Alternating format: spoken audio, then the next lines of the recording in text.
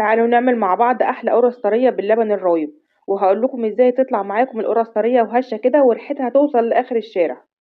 السلام عليكم، اهلا بيكم في فيديو جديد ويا رب تكونوا بخير. اوعدك بعد الفيديو ده هتعملي اجمل قرص فلاحي بطعم وريحه في منتهى الجمال. تابعوا معايا الفيديو للاخر علشان هنقول كل التفاصيل والاسرار علشان تطلع معاكي طريه وجميله كده. والناس اللي بتشتكي ان القرص بتنشف منها هنشوف ازاي تفضل طريه معاكي من اول قرصه لاخر قرصه. يلا نسمي الله ونشوف الطريقه والمقادير، بس قبل ما نبدا ما تنسوش لايكات وشير كتير للفيديو وسبسكرايب لقناتي على اليوتيوب علشان توصلكم وصفاتي اول باول.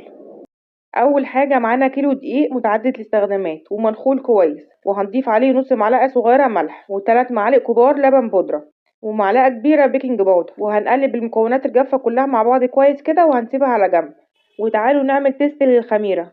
في كوبايه كبيره فاضيه حطيت معلقه كبيره مليانه كده من الخميره الفوريه، عليهم 3 معالق كبار سكر، وحطيت عليهم نص كوبايه ميه دافيه، والميه يا دوب دافيه كده زي رضعه البيبي او دمعه العين علشان بس ما تموتش الخميرة. ونقلب السكر شوية كده يبدأ يدوب، واغطيها واخليها على جنب واسيب الخميرة تبدأ تنشط وتعلى وحجمها يتضاعف. ودي خطوة مهمة جدا ويعتبر أول خطوة في نجاح القرص الطرية بتاعتنا وأي معجنات عامة. لازم نتأكد إن الخميرة نشطة علشان ما تبوظناش المعجنات بتاعتنا. بالنسبة للمواد الدهنية اللي استخدمتها عبارة عن 3/4 كوباية سمنة بلدي وعليهم ربع كوباية زيت، يبقى الإجمالي كله كوباية، ممكن تبقى الكوباية كلها سمنة. وضفت عليهم كمان معلقتين كبار قشطة بلدي، والقشطة دي واخداها من على وش اللبن الرايب. حطيت السمنة والزيت والقشطة في طاسة صغيرة كده وهاخدهم احطهم على النار، هدفيهم بس علشان اسيحهم مع بعض كويس، مش عايزة اسخنهم او يدوب بس يدفوا. بعد ما دفيت السمنة والزيت والقشطة مع بعض حطيتهم على الدقيق وهبتدي اشرب الدقيق للمواد الدهنية بتاعتي، وابدأ ابس فيه كده شوية زي ما ببس في الكحك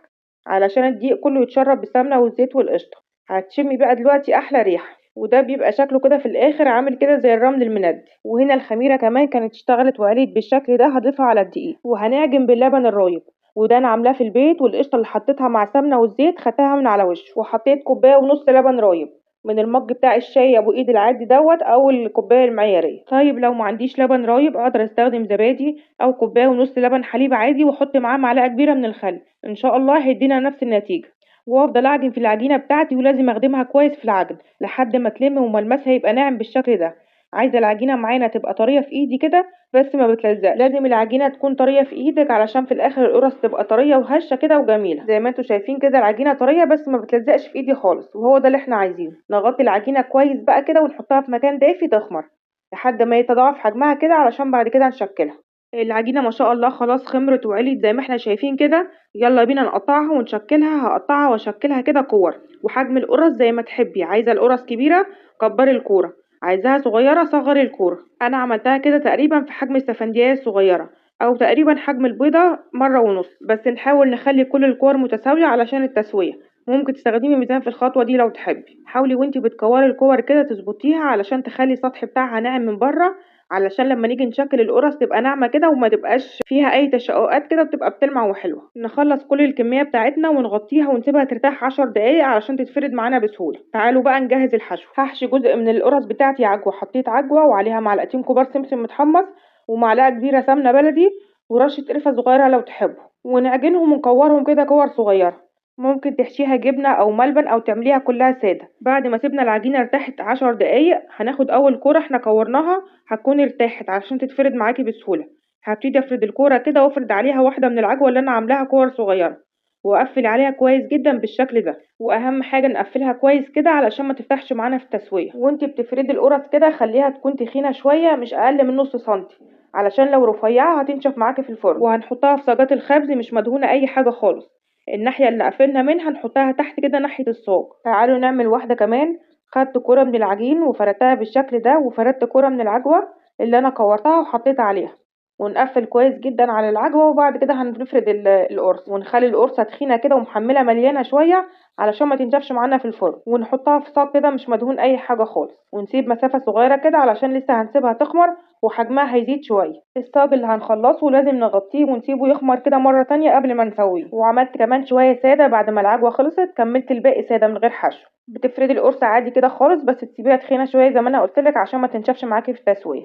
وممكن تاخدي الكورة كده تشكليها في الصاج على طول بدل ما تشكليها بره وترجعي تنقليها. كده اسهل واسرع عليكي. ونغطيهم كويس ونسيبهم في مكان دافي لحد ما يخمروا كده ويبداوا ينفشوا وحجمهم يزيد.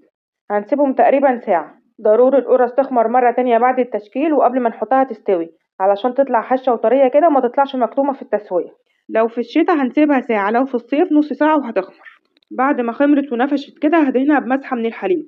مسحة الحليب دي هتخلي لون القرصة كله موحد وواخدة نفس اللون الذهبي الجميل. نيجي بقى للتسوية، ودي حاجة مهمة جدا كمان لنجاح القرص. هندخل القرص على فرن ساخن على درجة حرارة 220.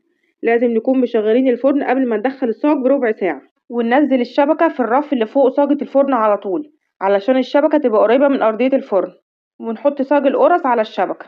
لو الفرن بيشتغل من فوق وتحت شغل الاتنين، لو بيشتغل من تحت بس لوحده نشغله من تحت، واول ما ياخد لون دهبي من تحت نشغل من فوق علشان ياخد لون دهبي كمان من فوق. شايفين ما شاء الله جمالها بجد تحفة، طالعة معانا ولا احلى من كده. واول ما تطلع من الفرن تتغطى على طول علشان تطرى والوش يبقى طري كده مش ناشف، وتفضل معاكي طرية على طول. ونسيبها متغطية كده لحد ما تبرد تماما. طيب لو عاملة كمية حلوة كده كبيرة وعايزة تحتفظي بيها علشان تفضل طرية لاخر واحدة، بعد ما تبرد تماما هجيب اكياس تلاجة وارص فيها القرص واحطها في الفريزر، ولما احتاجها هطلعها واسيبها في الجو العادي، او ممكن احطها في الميكروويف 30 ثانية وهتبقى طرية وزي الفل. يا رب الوصفة تكون عجبتكم، جربوها ومستنية رأيكم في التعليقات، وما تنسوش لايكات وشير كتير للفيديو